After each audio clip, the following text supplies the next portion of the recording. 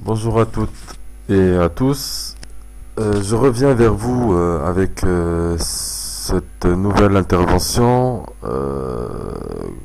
pour vous dire que quand on a choisi le mode de vie gagnant, c'est-à-dire vivre selon la vision et le modèle islamique de l'islam, du vrai islam, toujours j'insiste sur parce qu'il y a plusieurs islams, donc faites attention.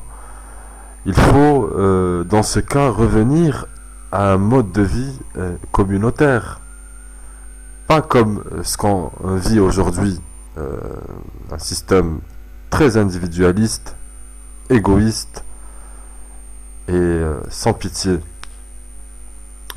Donc il faut revenir à un mode de vie communautaire, à un mode de vie proche de la nature. C'est mieux pour plein de raisons. Et aux instructions, surtout aux instructions islamiques. Ça, c'est très important.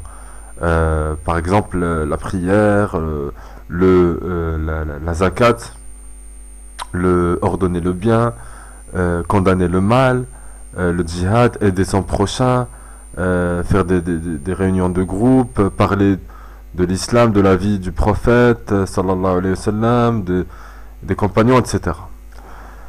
Il faut aussi rejeter le superflu, le luxe, tous les biens superflus lorsqu'on a trop de richesses, par exemple. De peur de s'attacher à ce bas monde, parce qu'on est là que de passage.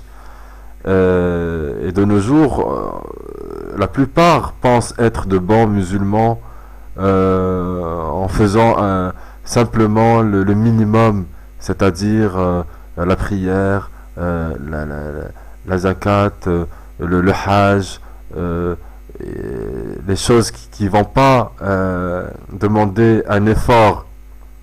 Ça, tout le monde peut le faire, mais quand on peut ne pas vivre à l'occidental, il faut revenir aux instructions islamiques en adoptant les concepts, le modèle et le mode de vie islamique. Parce que là, ce qu'on voit, c'est juste l'apparence islamique qui est présente dans nos vies. Quand on n'hésite pas à claquer entre 5 000 et 10 000 € pour aller au Hajj chez les marchands du temple saoudien, là, on ne se gêne pas. Alors que on a laissé des gens qui souffrent dans nos pays, dans nos quartiers et dans nos maisons même. Mais on ne sait pas faire à côté de ça un ordre permanent de 10 € par mois, par exemple, pour une association qui aide justement les pauvres. Voilà, donc c'est facile d'aller claquer de l'argent et puis on le donne à des Saoudiens qui n'ont pas besoin de cet argent. C'est là où eux ils ont le pétrole, ils ont la main sur les pétrodollars, qui eux-mêmes ne partagent pas toutes ces richesses avec les populations musulmanes. Donc là il y a un grand problème. On vit chacun pour soi et on ne donne pas nos filles à des hommes pieux ou nos garçons à des femmes qui sont dans le système islamique, mais plutôt à des hommes riches ou des femmes riches. Là, c'est un problème, car nos critères de satisfaction sont plutôt guidés par la sécurité matérielle, par nos passions, par nos envies de préserver la religion, en même temps garder juste l'apparence islamique et garder les modes de vie du mondialisme acharné.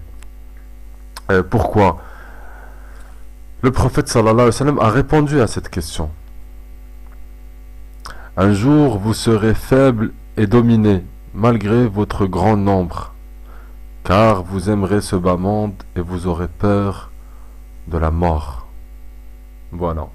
Voilà, donc la réponse à un tas de questions Que dire de plus?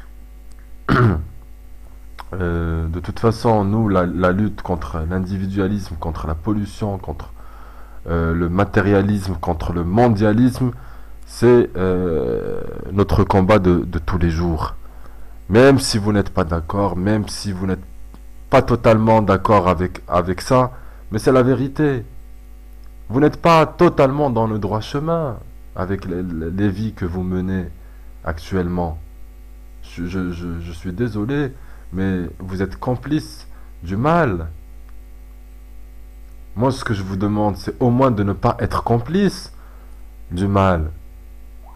Rien ne vous oblige de suivre le système, d'aller dans les supermarchés, de, de travailler pour des miettes dans des institutions qui font partie du système, d'aller au fast-food, d'emmener vos enfants euh, au restaurant, au fast-food, d'aller voter, de payer des taxes, de regarder la télévision, de consommer, de, de jouer le jeu, quoi, et de vous conformer aux lois inventées par nos bourreaux, qui sont pour la plupart des lois injustes et insignifiantes.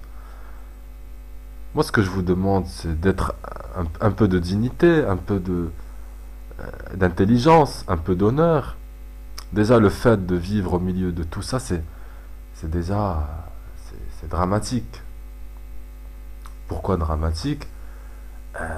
Car nous refusons de regarder la réalité en face.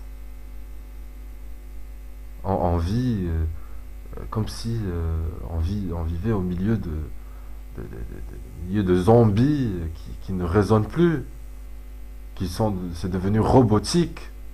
Euh, Tous les jours, c'est la même chose. Euh, Nous payons des impôts, des taxes à des gens qui nous combattent ici et ailleurs. Nous éduquons nos enfants dans des écoles qui pratiquent un système d'endoctrinement, de propagande et euh,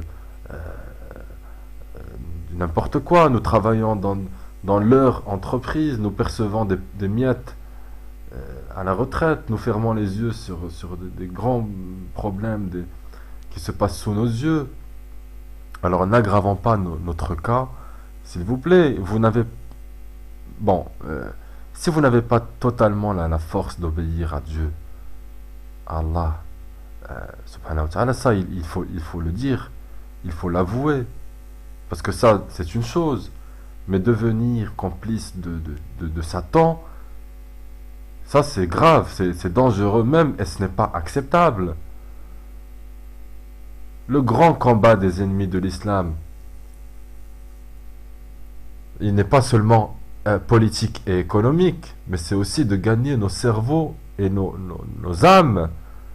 Pourquoi? Parce qu'ils savent bien que l'être humain est de nature faible et influençable, sauf avec la puissance de Dieu, subhanahu wa ta'ala, sauf dans le seul cas de l'humain croyant et sincère. Je vous remercie de m'avoir écouté et à la prochaine.